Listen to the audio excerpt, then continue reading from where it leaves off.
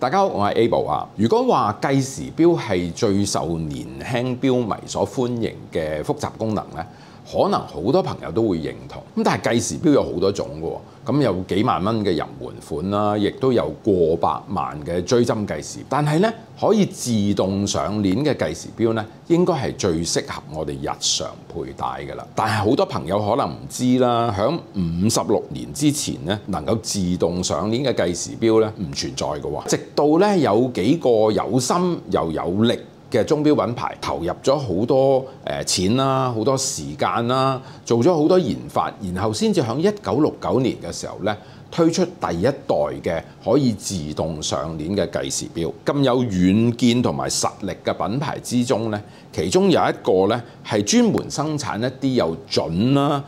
又實用啦，而且價格比較相宜嘅腕錶嘅。嗱，呢個牌子咧就係有美國嘅血統移民咗去瑞士嘅 Hamilton 啦。Hamilton 所生產嘅 Pocket Watch 同埋腕錶咧，曾經係俾超過一半嘅美國鐵路嘅運作工人咧係採用嘅喎。咁啊，大家都知道啦，鐵路嘅運作咧係需要好準確嘅時間嘅，因為如果差咗時間嘅話咧，個後果咧就真係不堪設想嘅。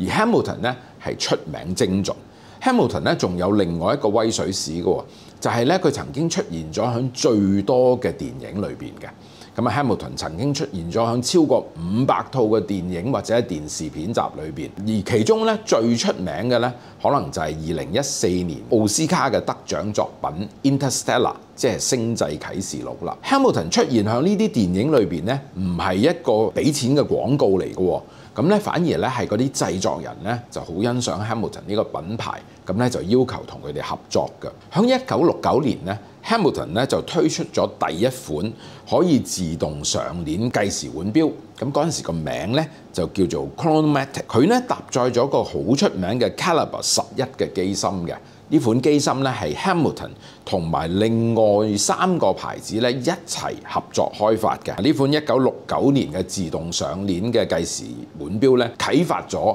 之後 Hamilton 所有嘅計時嘅作品嘅。Hamilton 最新嘅自動上鏈嘅計時錶咧，就係我哋今日呢個 video 嘅主角啦。呢款錶個名咧叫做 Hamilton Intramatic 自動計時錶。嗱，我想先咧由佢個內涵嗰度講一下喎。呢款錶咧係搭載咗一個瑞士製作好出名嘅 Vogel 7753機芯作為基礎嘅一個機芯嘅。咁呢個機芯咧仲加入咗 Hamilton 咧佢所屬嘅 Swatch Group 咧專有嘅 Nivachrome 嘅油絲。嗱 Nivachrome 呢種物料咧係唔容易受到呢個磁場嘅影響嘅，所以咧呢隻腕錶咧係可以好穩定、好精準咁樣運行。Hamilton 咧又響嗰個動力嘅系統嗰度咧做咗唔少嘅改良，令到呢一個機芯咧係可以提供唔少過60個鐘頭嘅動力儲備嘅，比原本嘅 Vogel 7753咧係進步咗好多嘅。嗱，呢款錶最吸引人嘅地方咧，應該咧就係佢嘅外形。咁啊，因為佢嘅設計咧同 Hamilton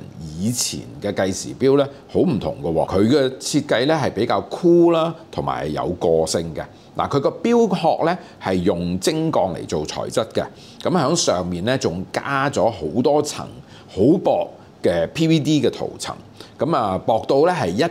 萬分之1毫米嘅 PVD 嘅塗層咧係黑色嘅，咁所以咧佢就令到隻錶咧有一個啞黑色好酷嘅外形啦，亦都可以保護個錶殼咧係唔受到溫度同埋濕度所侵蝕嘅喎。嗱，個錶殼嘅直徑咧係40毫米，咁個厚度咧就係14.45個毫米嘅。嗱，40毫米嘅直徑咧係好適合我哋亞洲人嘅手腕嘅。我經過咗2個禮拜嘅佩戴咧，就證明咗佢真係好舒服。14.45毫米嘅厚度咧就一啲都唔薄。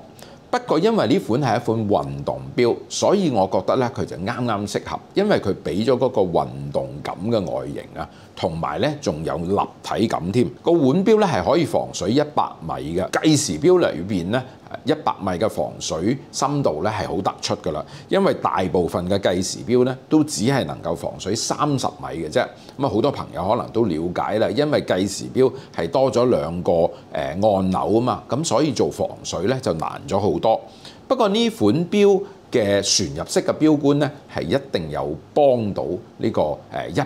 米嘅防水深度嘅。當我戴呢款錶嘅時候咧，我就時時都留意嗰個錶面啦，因為我覺得佢嘅設計咧好細緻啦，同埋好平衡嘅。呢款腕錶咧係有3種顏色嘅選擇嘅，咁其中比較大路嘅咧就係黑底襯白色啦。咁啊，另外嗰2種顏色咧就係黃色同埋橙色。佢嘅靈感咧係嚟自嗰啲超級跑車，例如好似 Lamborghini 佢哋嘅車廂裏邊嗰啲好鮮豔嘅顏色。嗱，我咧就選擇咗橙色，因為我覺得咧佢配翻嗰個黑色嘅主色調咧係好突出嘅，亦都幫到咧可以令到嗰個睇時間咧係更加清楚。成個錶盤嘅設計，我自己覺得咧佢就好 balance 啦。佢用咗一個 bicompax， 即係2小盤嘅形式嘅。咁喺9點鐘位置咧就係有個小秒針啦，而喺3點鐘位置咧就係有一個30分鐘嘅累計時盤。嗱，如果你細心咁觀察呢2個小錶盤咧，你就會發覺咧，佢中間咧係有個同心圓形嘅花紋嘅，亦都反映咗 Hamilton 咧都幾注重嗰啲細節。嗱，6點鐘位咧仲有一個幾大個嘅日曆槍，嗰個日曆槍嘅顯示咧就係黑底襯白色嘅數目字嘅，同個錶盤整體嘅顏色咧係好合襯。咁啊，快速調校日曆咧就放咗喺10點鐘位置嗰度，咁有個按鈕㗎，中央嘅時針同埋分針咧，同埋嗰啲時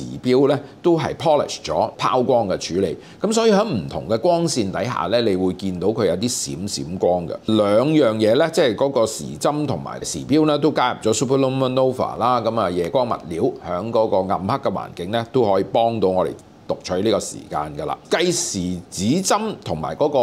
錶盤嘅邊緣嘅 tachymeter， 即係個測速器咧，個顏色係一致嘅，即係話如果你選擇白色嘅時候咧，個 tachymeter 咧就係白色啦。咁如果黃色咧或者橙色咧都有相對應嘅顏色嘅。嗱，好多朋友可能就唔係好知道 tachymeter 究竟係有咩用嘅咧？嗱，如果你係一個賽車運動嘅愛好者咧 ，tachymeter 咧都幾好用㗎，因為咧佢可以計算個賽車喺一個固定嘅距離裏邊嘅平均速度㗎。你開啟咗個計時功能，咁然後當你完成咗1公里嘅路程之後咧，計時秒針所指嘅數字咧就係你剛才嘅一個平均速度嚟啦。咁啊，但係嗰個 tachymeter 仲有好多比較有創意嘅用處嘅喎。有一條 iPhone 嘅生產線，咁佢喺45秒嘅時候咧就生產咗10隻 iPhone。咁呢個45秒咧就對應翻嗰個測速器個數字咧係80，代表咗咧呢條生產線咧喺1個鐘頭裏邊咧